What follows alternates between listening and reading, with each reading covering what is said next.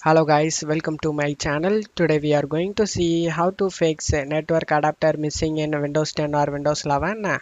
Let's fix it guys. Go to search menu and type device manager. Click on open it.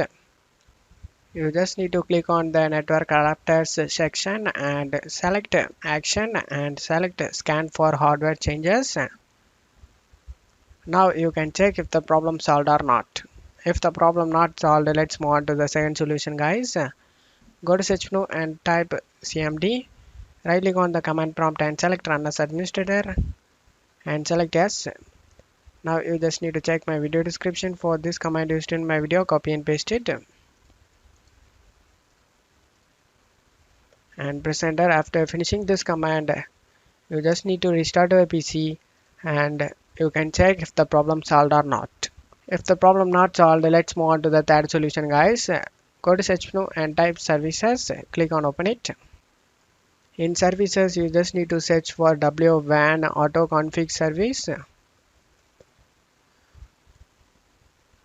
Just double click on it and startup type set to automatic, and if the service status is stopped, then you just need to start it. Select apply and OK for save changes.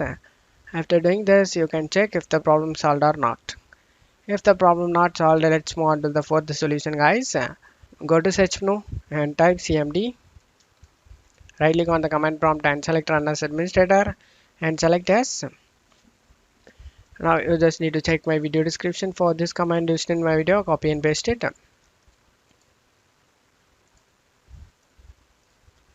First time doing this command, an error will be appear guys. You don't need to worry about it. You need to execute this command at least 3 or 4 times in cmd until no error appears, and this will fix your network adapter missing issue. I hope one of these solutions fixed your problem. If the video helped you, don't forget to leave a like guys. You can also subscribe me and support me guys. Thank you.